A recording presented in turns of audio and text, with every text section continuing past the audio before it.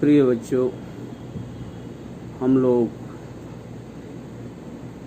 प्रथम निबंध राष्ट्र का स्वरूप पढ़ चुके।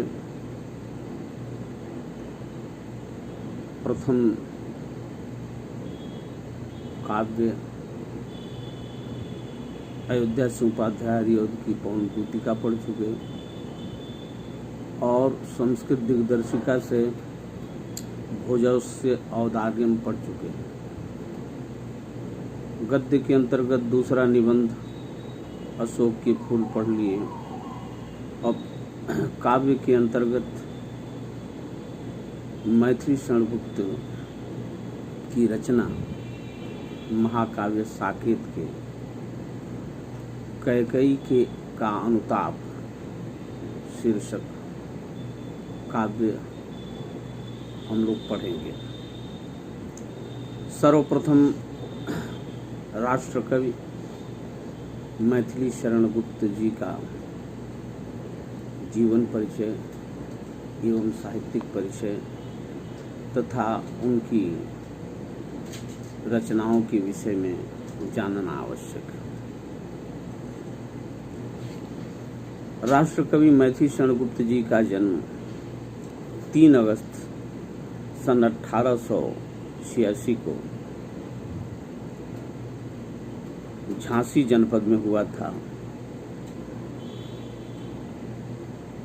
उनके गांव का नाम चिरगांव था। इनके पिता सेठ रामचरण गुप्त थे। वे स्वयं भी कविता किया करते थे। गुप्त जी की काव्य प्रतिभा अपने पिता से पैतृक दान में के रूप में मिली थी। बचपन से ही कविता करते थे। स्कूली शिक्षा केवल कक्षा 9 तक ही हो सकी। स्वाध्याय से ज्ञान प्राप्ति इन्होंने किया। आचार्य महावीर प्रसाद द्विवेदी के संपर्क में आकर उनकी काव्य प्रतिभा निखर उठी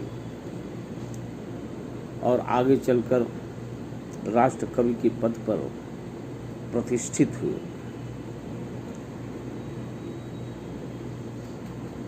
गुप्त जी के व्यक्तित्व पर महात्मा गांधी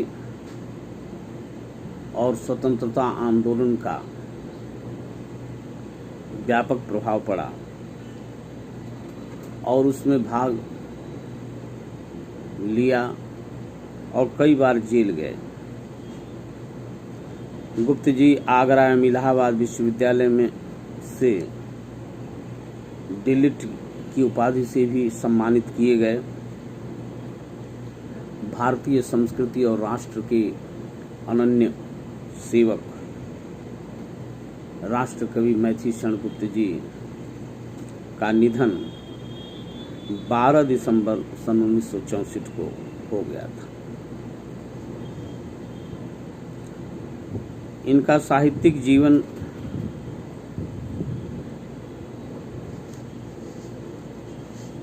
बहुत ही सम्मानजनक रहा। आधुनिक युग की खड़ी बोली के निर्माता और उन नायकों में से एक थे। द्विवेदी जी गुप्त जी द्विवेदी युग के सर्वाधिक लोकप्रिय कवि थे। गुप्त जी ने अपनी अलौकिक प्रतिभा से हिंदी जगत को विपुल मात्रा में महान साहित्य प्रदान किया। इनके काव्य में संपूर्ण भारत की आत्मा मुखरित हो उठी है। तभी तो उन्हें भारत का सच्चा राष्ट्र कवि होने का गौरव प्राप्त है। उनकी काव्य धारा ऐसी पवित्र गंगा है जिसमें अवगाहन करके स्नान करके आत्मा पवित्र और उन्मुक्त हो जाती है। इनका राष्ट्र प्रेम, जिसको निज गौरव तथा निज देश का अभिमान है, वह नर नहीं, वह पशु निरा है और मृतक समान है, या कि जो भरा नहीं है भावों से बहती जिसमें रसधार नहीं, वह हृदय नहीं, वह पत्थर है जिसमें स्वदेश का प्यार नहीं। नारियों का सम्मान भी उनके साहित्य में है।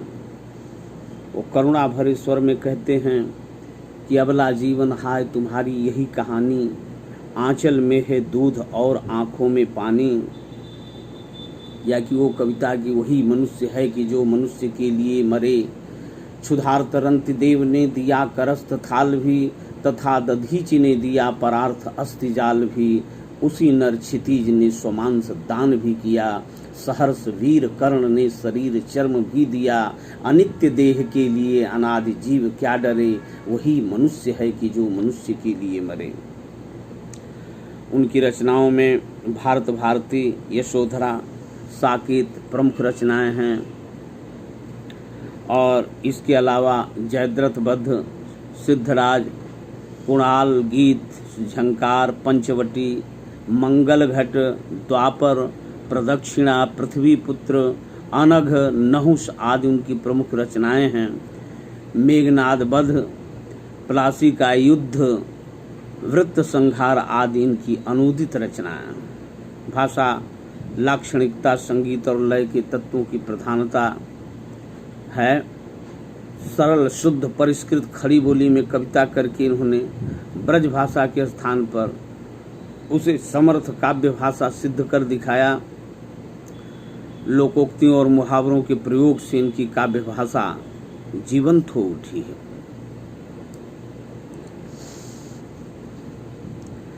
गीति नाट्य शैली का इन्होंने प्रयोग किया है, प्रबंधात्मक शैली का प्रयोग किया है, भावात्मक शैली में झंकार जैसे ग्रंथ की रचना की है, और विभिन्न प्रकार के छंदों का प्रयोग, लावनी, मालिनी, गीतिका, हरिगीतिका, गीत, पद, घनाक्षरी, रोला, उल्लाला आदि अनेक प्रकार के छंदों की उन्होंने रचना की। ये लेखक का परिचय है। उनकी सबसे महत्वपूर्ण रचना साकेत, जैसा कि हमने बताया कि एक बार काशी हिंदू विश्वविद्यालय में हिंदी साहित्य पर तुलसीदास के ऊपर सेमिनार चल रहा था। उसमें भारतवर्ष के बड़े बड़े कवि और लेखक, विद्वान, विचारक बैठे हुए थे और आचार्य महावीर प्रसाद द्विवेदी का संभाषण तुलसीदास पर चल रहा था। तुलसीदास जी के श्री रामचरितमानस की आलोचना करते हुए आचार्य द्विवेदी जी ने कहा कि सब तो ठीक है, किंतु ये देखकर दुख होता है कि जो उर्मिला 14 वर्षों तक अपने पति से वियुक्त रही, उसके विषय में तुलसीदास जी ने खास कुछ नहीं लिखा है।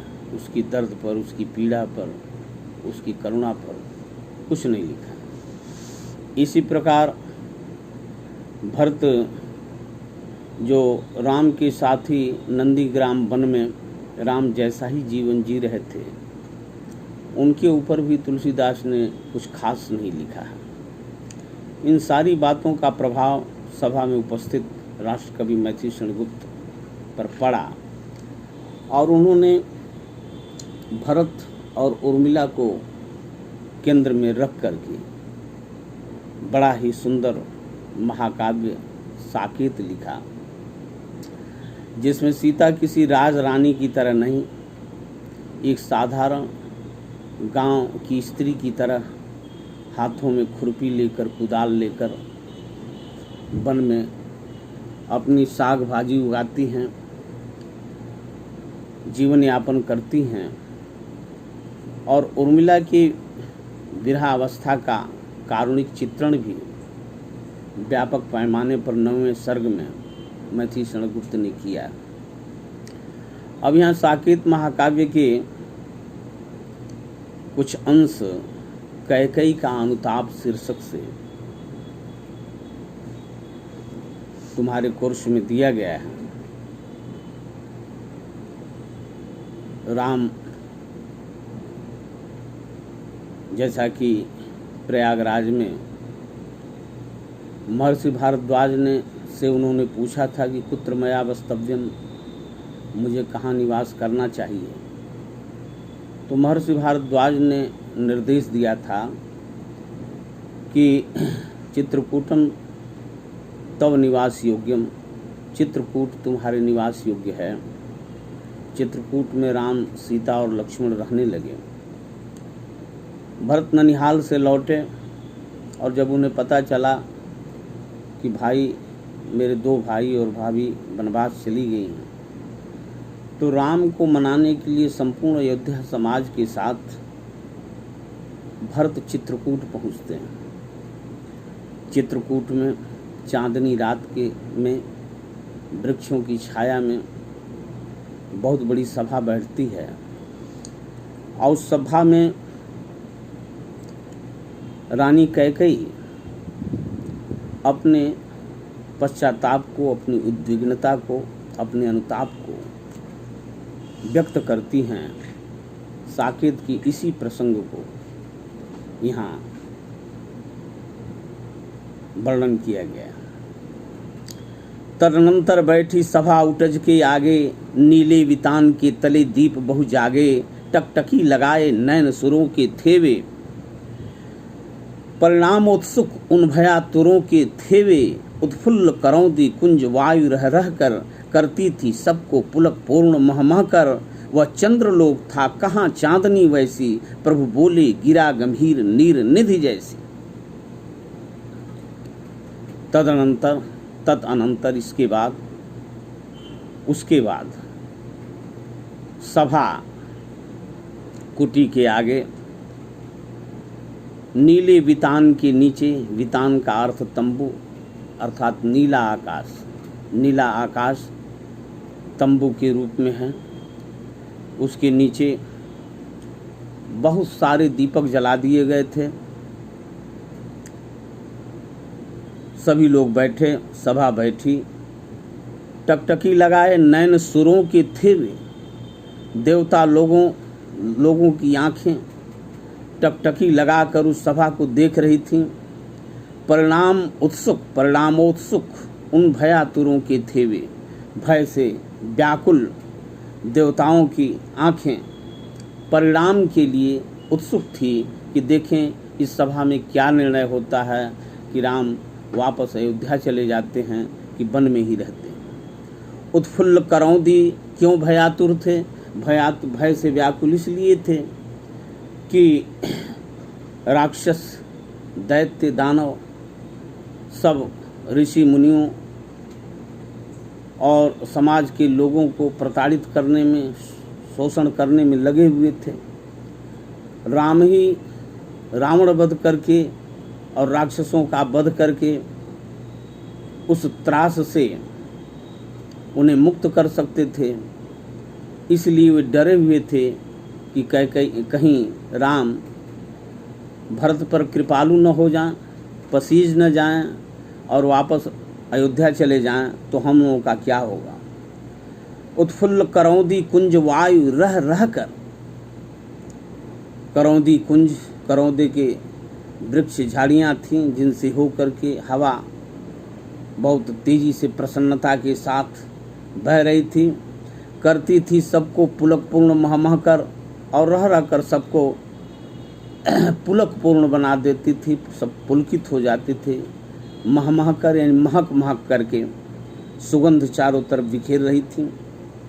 वह चंद्रलोक था कहाँ चांदनी वैसी।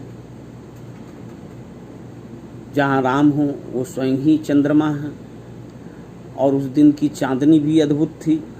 जैसे लगता था पृथ्वी पर चंद्रलोक आ गया हो, वैसी चांदनी कहाँ थी, अर्थात कहीं नहीं थी। और इसी बीच प्रभु श्री राम बोले गिरा गंभीर नीर निधि जैसी। उपमा अलंकार का प्रयोग करते हुए कवि कह रहे हैं, गंभीर गिरा यानी गंभीर वाणी, समुद्र के समान गंभीर वाणी में मर्यादा पुरुषोत्तम श्री राम बोले, हे भरतभद्र अब कहो अभीप्सित अपना, सब सजग हो गए भंग हुआ ज्यों सपना। हे आर्य रहा क्या भरत अभीप्सित अब भी, मिल गया अकंटक राज्य उसे जब तब भी। पाया तुमने तरुतले अरण्य बसेरा, रह गया अभीप्सित शेष तदब क्या मेरा। तन तड़प तड़प कर तप्त तात ने त्यागा। अनुप्रास अलंकार का विलक्षण और सुंदर उदाहरण है। तन तड़प तड़प कर तप्त तात ने त्यागा, क्या रहा अभीप्सित और तथापि अभागा। हाय इसी अयस के हेतु जन्म था मेरा, निज जननी ही के हाथ हनन था मेरा। अब कौन अभीप्सित और आर्य वह किसका, संसार नष्ट है भ्रष्ट हुआ घर जिसका। राम बोले, हे श्रेष्ठ भरत अब अपना अभीप्सित कहो, अपना इच्छित तुम क्या चाहते हो बताओ। सभा में उपस्थित सभी लोग सजग हो गए, जैसे कोई सपना देख रहे थे और वो सपना भंग हो गया, टूट गया। भरत बोले, हे आर्य क्या अब भी भरत अभीप्सित है, अभी भी प्यासा हुआ, अभी भी उसकी इच्छा कोई बाकी है। मिल गया अकंटक राज्य उसे जब तब भी, जब निष्कंटक पूरा अयोध्या का साम्राज्य उसे मिल गया, तब अब मेरी इस भरत की कौन सी इच्छा शेष रह गई। सारी प्यास तो आपने बुझा ही दी। आपने पाया तुमने तरुतले अरण्य बसेरा, तुमने तरु के तले वृक्ष के नीचे जंगल में बसेरा पाया, तब भी क्या मेरा अभीप्सित अभी बाकी है, शेष है। यह भरत जी ने एक तरह से व्यंग किया। तन तड़प तड़प कर तप्त तात ने त्यागा। राम राम राम राम कहते हुए पिताजी ने तड़प तड़प कर अपने प्राणों को त्याग दिया। क्या रहा अभीप्सित और तथापि अभागा। मैं अभागा, मैं अनाथ, क्या फिर भी मेरा अभी कोई इच्छा शेष है बची हुई है। हाँ इसी अयस के हेतु जन्म था मेरा। हाय क्या इसी अयस के लिए, इसी अपयस के लिए, इसी बदनामी के लिए मेरा जन्म हुआ था। निज जननी के ही हाथ हनन था मेरा। क्या मेरी अपनी सगी माता के हाथ से ही मेरा हनन, मेरा विनाश, मेरा नाश लिखा हुआ था कि सारा इतिहास मुझे मेरे ऊपर उंगली उठाए और मैं जीवन पर्यंत अपमानित होता रहूं। अब कौन अभीप्सित और आर्य वो किसका।